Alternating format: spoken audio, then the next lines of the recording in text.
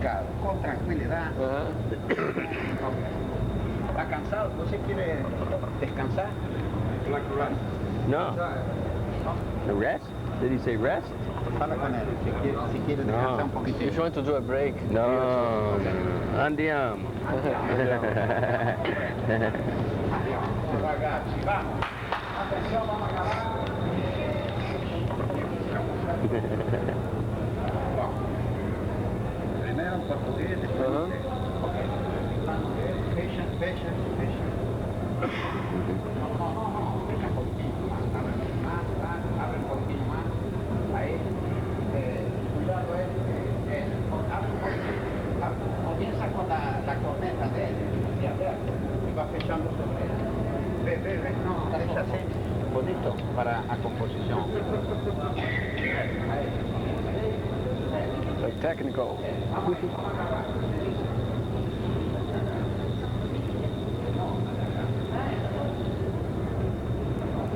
Oh, looks like the boss just showed up.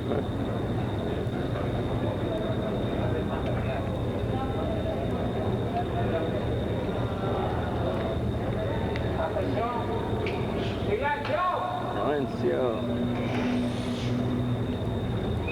Chuck, o que fez você escolher o trompete como seu primeiro instrumento? When I was about 8 years old, my parents offered me an opportunity to take piano lessons, and I did.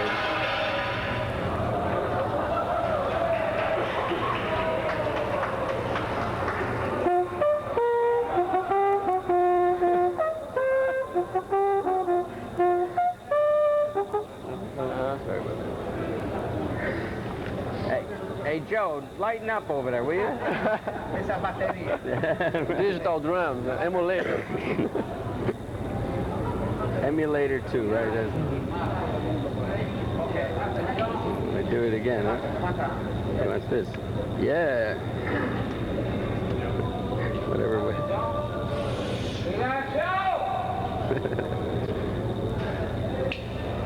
Chuck, o que fez você escolher o trompete como seu primeiro instrumento? Why did you first start as a musician playing the trumpet? Actually, I first started on piano when I was 8 years old. And then when I was about 10, I wanted to play in the band at school. But no piano players in the band. So they gave me a music aptitude test. I did well, and they said pick a band instrument. And I didn't know what to pick, but I saw a movie called Young Man with a Horn with Kirk Douglas and Lauren Bacall, Hoagie Carmichael, and Kirk Douglas was playing the trumpet. So I decided to take one of those. E por que você, mais tarde, trocou o trompete pelo flugelhorn? And why did you switch later to the flugelhorn? In about 1963, when I was a student at the Eastman School of Music, those students who were interested in jazz were trying to play the music that was happening then. And that included the music of Miles Davis and Gil Evans. And Miles Davis was playing a flugelhorn, so I wanted to play those parts. I borrowed a flugelhorn and fell in love with the sound and the feel of the instrument, and decided that when I could put my own group together, I would play the flugelhorn all the time. Você fez a pergunta direta. Vamos gravar a segunda pergunta. Deixa sobre ela. Ah, tá. Perdão. Tá. He asked me to repeat.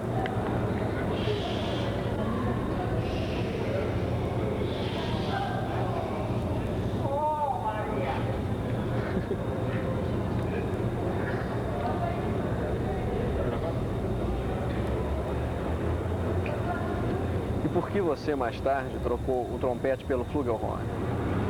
And why did you switch to flugelhorn later? Answer again? You want me to answer again? Agora a outra pergunta. Ah, ele não precisa responder não, né? Não, ele já respondeu. Ah, I already answered, right?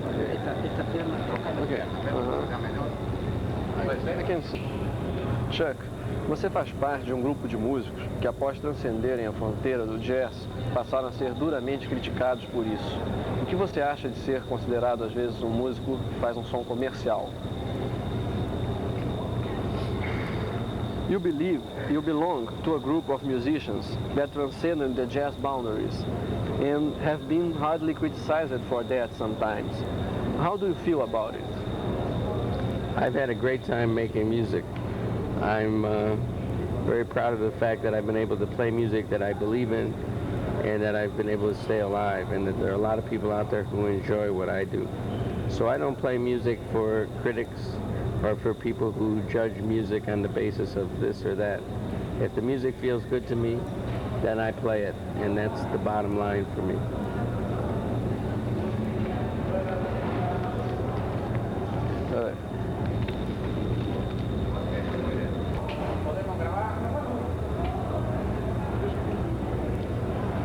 Sua música agrada tanto a fãs de jazz, de rock, de pop e até de funk. O que você acha de ter uma audiência tão diversificada? Do you see positively or negatively the fact of attracting a mixed-up audience and record-buying public? I don't think there's any problem. I think it's hard to describe any kind of music with four-letter words like jazz or rock, because the music covers too many years. I think people should identify with the performer. If you say the music of Stevie Wonder, you don't have to say it's blues or it's jazz or it's this or that. People recognize the sound. If you say the music of Duke Ellington, people know what that means. So rather than put labels of jazz, rock, classical on music, you say Chuck Mangione music.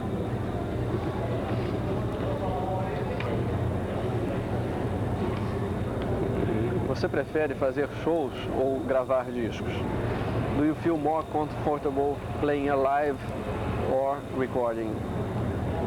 Well, they both have different situations. You know, if you're in a studio, you're able to control certain things and take advantage of maybe the technical aspect of the music. But even when I'm in the studio, I try to perform as if it's live as much as possible. The live situation, though, is always the most honest, because you know you can't do it again. You're there with the audience and you have one time to make the music right, and good or bad, that's it. If you're in the studio, you can always go back and fix something or do it again. So live is the best. Chuck, se você tivesse que escolher entre compor, reger, fazer arranjos ou tocar ao vivo, o que você escolheria? Tell me, Chuck, if you had to choose between conducting, arranging, composing or performing, which one would you favor? I hope I never have to make that choice, because each has some very positive things that I enjoy in my life. When you're conducting an orchestra of 70 musicians and you can get all these musicians working with you, then you have all that energy putting out together. When you compose a piece of music, you write it down, you record it, it will live forever. So composing is a very long-lasting kind of satisfaction. Performing, again, you're there with people, and you give to them, they give back to you right away, and it's a very positive, strong feeling. So I don't want to choose. I'm not going to make a choice.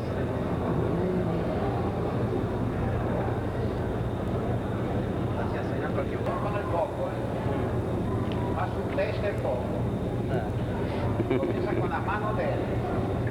Ahí, atención.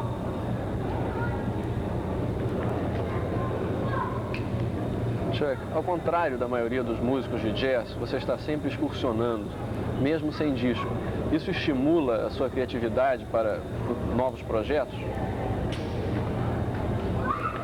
Chuck, you are usually on the road, even when you are not under pressure to promote a specific record. Do you feel a permanently working band feeds the creative impetus for the future recording projects? I think that I just like to play every day. And if you want to play for people, then you have to take the music to them as often as possible. And now that our music is so internationally accepted, it takes about 9 months out of every year to be out there to get the music to most of the people. When you have a band out there that's a happy band and that's working well together, then you're sharing that feeling with people, and it will inspire you to write new music and perhaps to write music for that band. So I don't like having a group where there's just a leader and everybody else is in the back. I like to handpick very talented people and mold them together. A unit. Yes, so they really feel like a team, like a good soccer team with a good coach, and you go out there and you really contribute together, not to be individual people, but to put all that energy into the music, and the music becomes what's most important, not the individuals. Right. Una cosa entre la pregunta, você fala português, faz uma pausa, um ou dois, aí pergunta. Ok. Comienza con la coloca la cosa, comienza.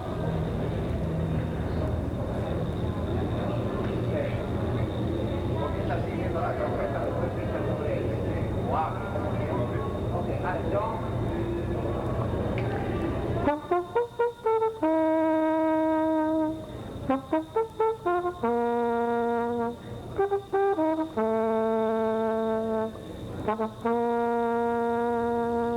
Yeah, that's not. Dizzy. Porque você olhou de lado, tem que olhar todo o tempo. Atenção, Again.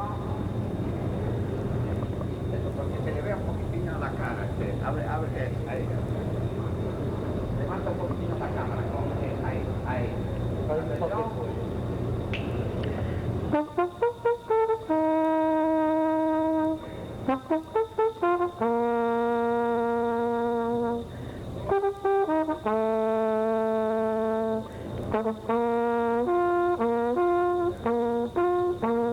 You like that song?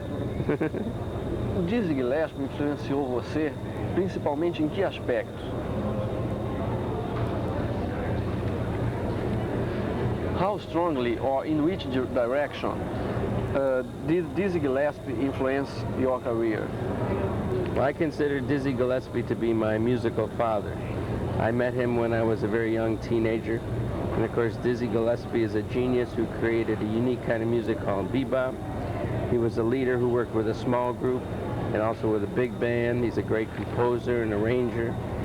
So all of those things were important, but the most important was he was the first jazz musician I came in contact with who wasn't afraid to let the people know that he was enjoying himself. He always told the people who was in his band and what he was going to play, and he was a very happy, positive performer. And I think that had a strong influence on me and my approach to music. I still consider him to be one of my best friends and most important people in my life. And of course, he was involved in a concert we did maybe 4 years ago called Tarantella, a benefit concert for Italian earthquake victims. And we talked about 2 weeks ago, and I love him. He's a great human being.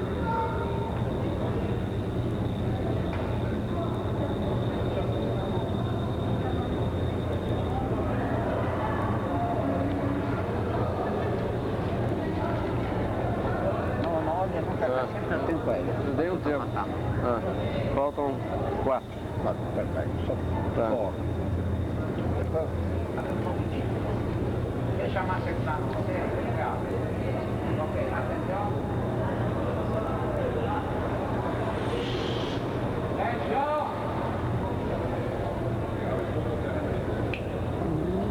Chuck, e como você veio a tocar com o grupo do Art Blakey? Chuck, how did you find yourself playing with the Art Blakey group? Well, that was a dream come true. If you're a jazz trumpet player, the band that you want to play with is Art Blakey and the Jazz Messengers.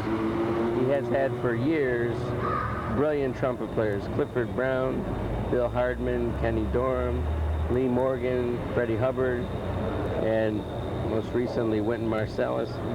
And so I always dreamt of being in his band. I sat in with him when I was a teenager. And when Freddie Hubbard left his band, Art called Dizzy Gillespie and said, "Do you have a trumpet players you can recommend?" And Dizzy said, "You remember the kid, Chuck Mangione from Rochester?" So that's how I got to work with him. And during the 2.5 years that I worked with him, I got to play with Keith Jarrett and Chick Corea. So it was a wonderful, wonderful 2 years as far as a great musical experience. Great band. Oh, yes.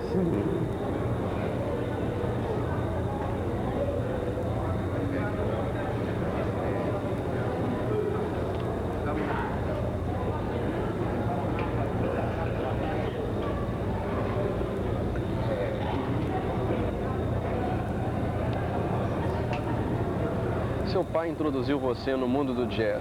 De que maneira ele participou da sua evolução como músico?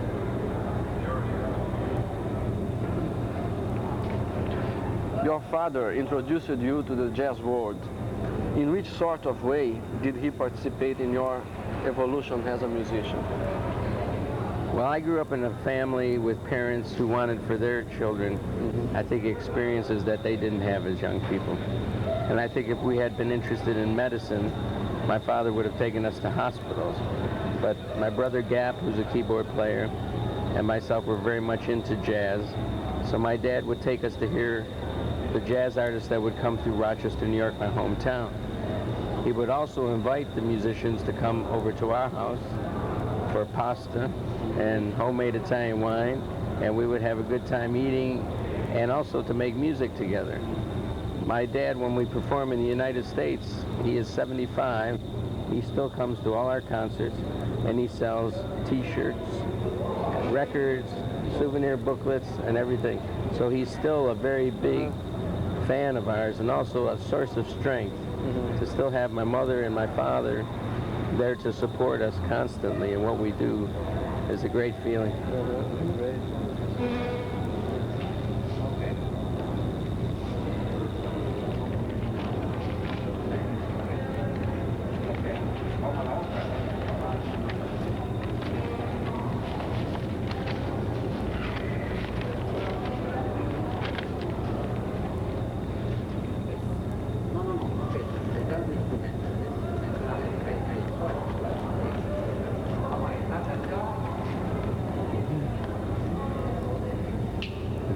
Chuck, no início da sua carreira você tocava com orquestras sinfônicas.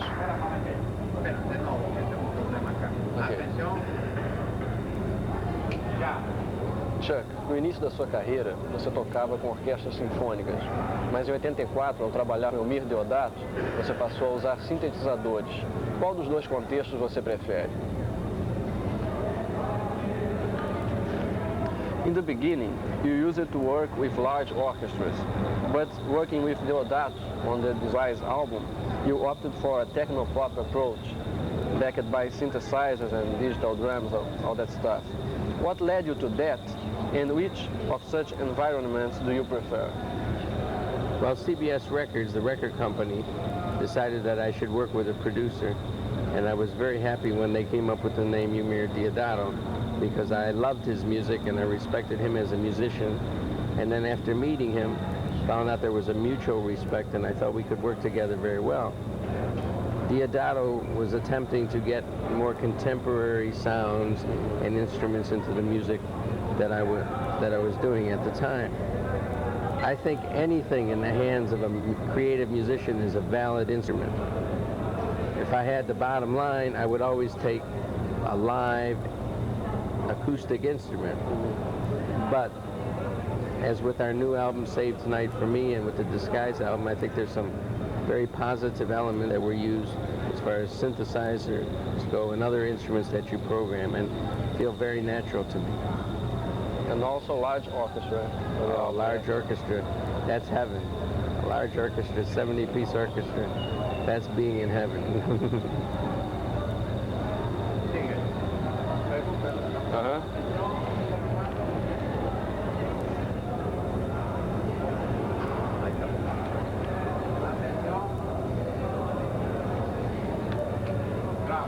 Os críticos de jazz dizem que você é um músico pop.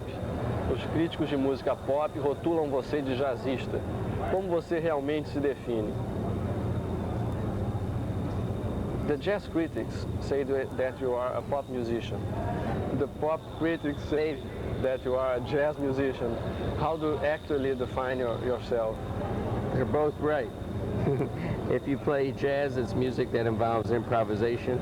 There is improvisation in our music. If a lot of people like your music, you're popular, so you're a popular musician. I don't care what label they put on the music as long as they know it's Chuck Mangione music. That's the most honest label, because I write most of the music we play, and I have a group specifically to perform the music that I write.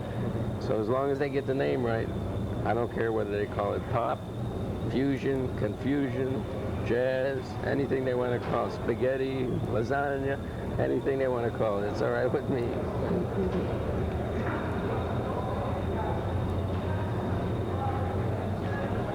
Agora é a última, tá? A última? A última. Ok. Así después vamos a poner bien acá, vamos a hacer un cuadreño. ¿Tienes agua? ¿Quieres agua? ¿Water? Trae un agua acá. Dos.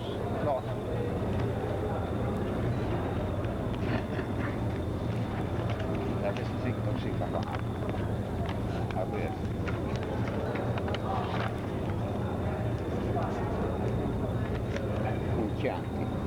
What is this? Is this water? They say don't drink the water? No, this is not water.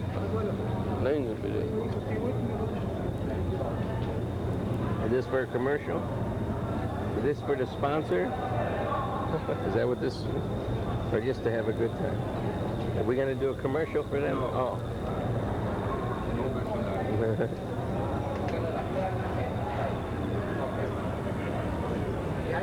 Me gustaría cuando iba hablando hasta llegar acá.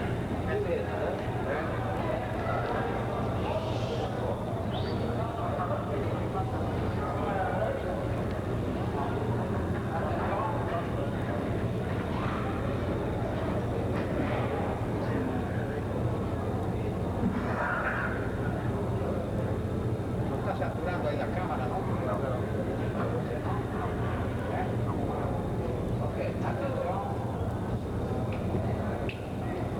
A maioria dos grupos de jazz tem como ponto forte a improvisação. Entretanto, você dá maior ênfase aos aspectos de composição e de arranjo. Você algum dia pensou em mudar essa sua concepção?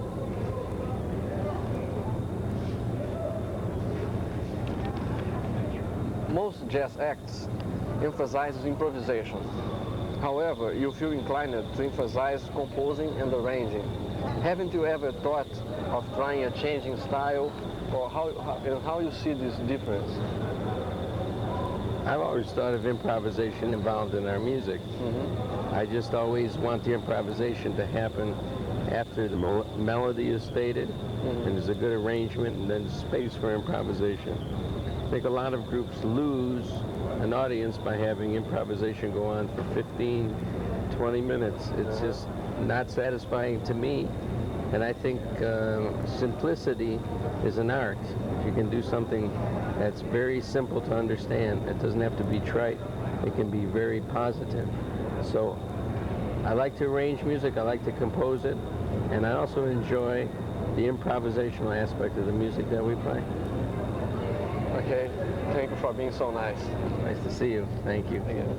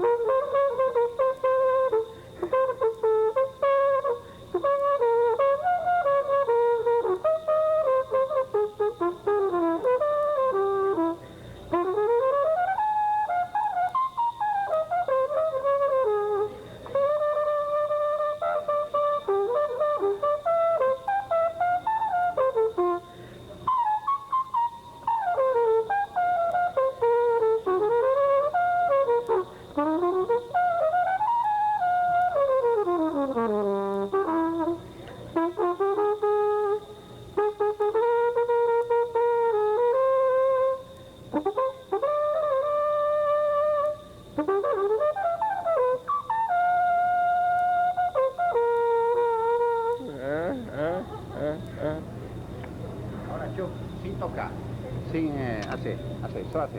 ¿Eh? Así, solo para dar técnica. No, así, ¿no? Como descanso. Pero What más do you say? encima, más encima. porque- Tell me what he's... Solo así como es. Después toca, vamos, da unos 30 Yeah, I always hold it like... Fechado así, ¿ves? Fecha. Just holding it now. Solo eso, así. Uh-huh. ¿Se ve así? Ahí, ok. Quieto, así como están, deja grabar. Yeah. Deja. Ahora, sóleos. Olha para sacar. Ajá. No, no, al contrario. Olha más, eso, así. Ajá. David, esa es la de vos, aquella lá. Esta está horrible. Ven acá. ¿Qué? No, acá, sí. Ahí.